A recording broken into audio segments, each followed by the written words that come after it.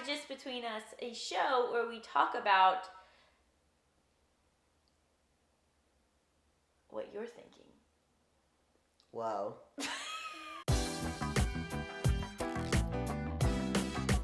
So this week, hot button topic, controversial.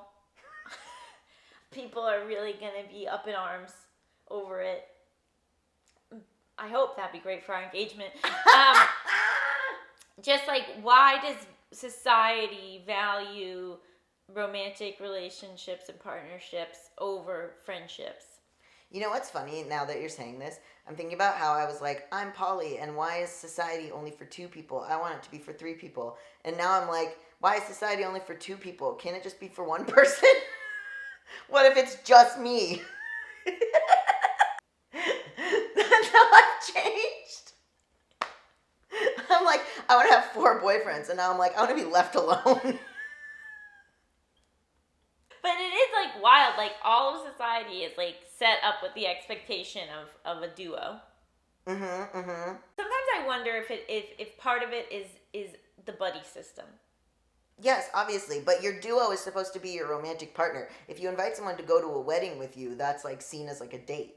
But why can't you have your friend be your +1 to a wedding? So I think that's like you're articulating something that I could articulate, which is like, I think it makes sense to have a primary person in your life simply because life is really hard and it's hard to manage multiple, or like obviously if you're polyamorous, but like I think it helps to have like, I got your back, you got my back. Yeah. We're best friends. Yeah. But I think that like what's gone a little awry is that the assumption is that it has to be a romantic person. I know. And that you can't ask for that level of like commitment and support from someone you're like not in a romantic relationship with. Absolutely. I mean, that's what I've been learning.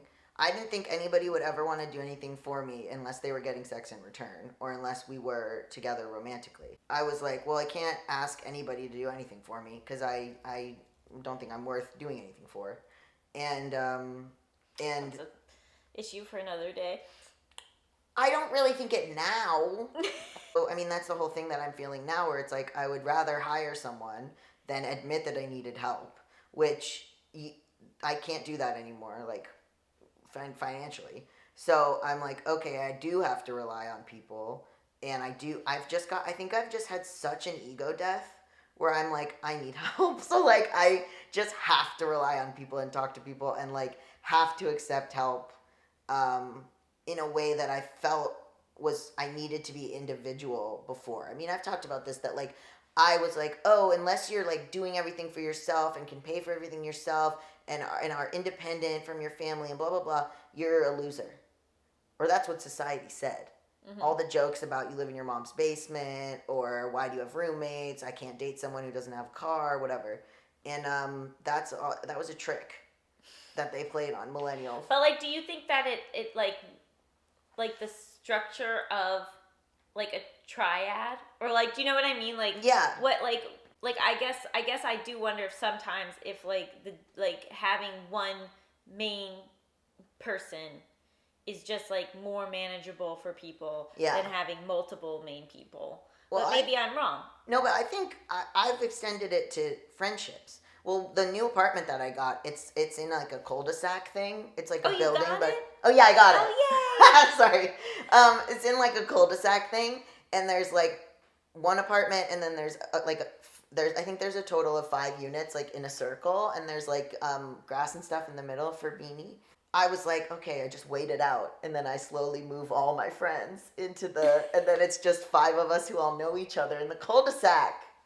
Yeah, I mean, I think that's like the limiting thought is that like, oh, I can only really be there for like one person, but you actually can be there for like multiple members of your family, your whole friend group, if you have multiple partners, like, you know, but like we do, like, I mean, even from when you're like a kid, you're like, here's your buddy, where's your buddy, here's your buddy system, one person to keep a lookout on you and make sure you're safe, one person, you know, to like be accountable to check in with. I know, and it's been freeing to let go of that and to also believe that if I am bothering someone, they will tell me.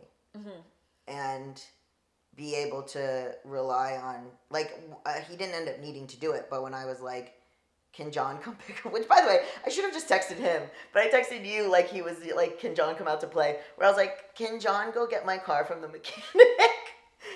I was like, I could have just texted him, but I texted you to ask him, and then I texted him. I used to think that a mark of success was independence, and now I think a mark of success is how many people love me and want to do things for me or help me, or that feel comfortable asking me to do things for them or help them.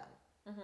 Like, it's been really good to release that. Like, I'm trying to plan my birthday thing, and I'm like, it's not like, oh, I have to go somewhere with my partner. Like, I don't know, like, you know, like, I always used to think, like, oh, what are me and my boyfriend or girlfriend gonna do for my birthday? And it's like, who fucking cares? Like, this morning I woke up and I thought about the concept of meeting someone new's family, and I was like, full body shiver. I was like, that's disgusting. Like, what am I gonna do? I'm gonna, like, meet someone new and then I'm gonna, like, go hang out with their family? What the fuck? I don't know these people. Like, well, that's how you're feeling right now. Yeah, but I was also, like, thinking about the timeline, and I was like, if I'm gonna get married, it's gonna be, like, in my 40s. And I'm like, that's interesting. I didn't really think that of myself. But, you know, I have a family member, I won't say who, not directly related to me, but another family member who is in his 50s, very good-looking guy, and he is not married. And it's a little bit of a chatter in the family. And they were like, well, he was engaged once, it didn't work out, and now he just, like, you know, vibes.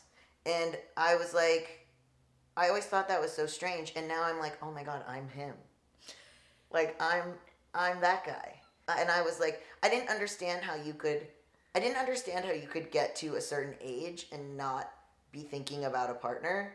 But then, like, here I am. I'm that guy where I'm, like, lightly, like, talking to people on Hinge and stuff, but the idea that I would have to, because now that I'm moving, too, it's like, okay, I'm moving to this place. I really like it here. I think I found a good place. Let's say I live here for a year or more. I'm 38. Then I meet someone.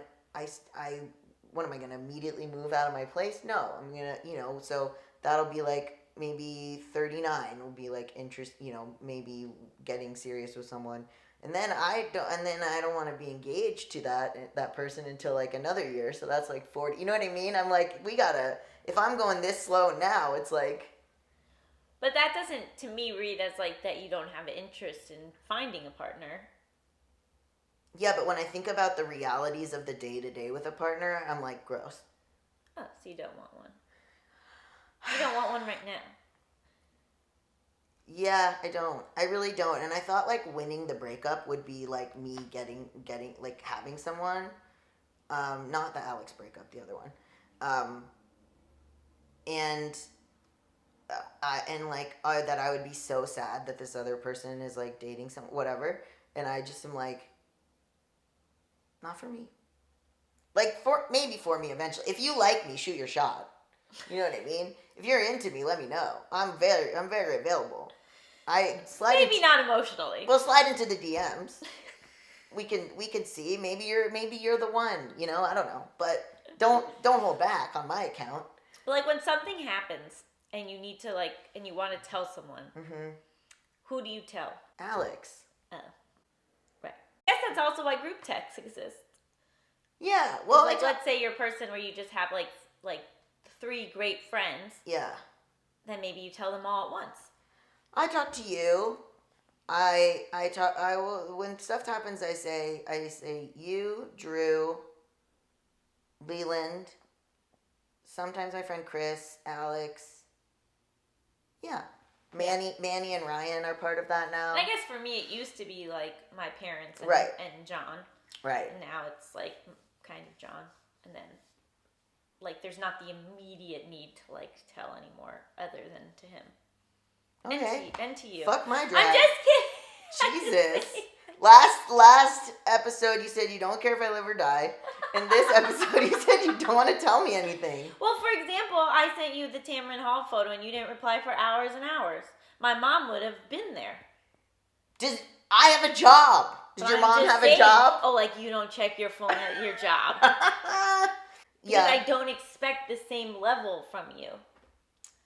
Because, it's just funny that I don't text back. I don't text back quickly. That's my problem. And so then I, like, Yeah. That was a good photo. Thanks. I'll heart things from now on. So you did see it. I think so. Maybe. Yeah, I probably saw it. This is why I don't have read receipts. People are so pissed at me. I could test different Diet Cokes hidden, and I could tell you what franchise it's from. And if it's in a can or if it's in a bottle. Yeah, it's not good. Alex got me 35 Diet Cokes from Costco one time, and then 2 weeks later, he came and opened my fridge and went, there are not enough Diet Cokes in here. What are you doing? You still had some left. That's true.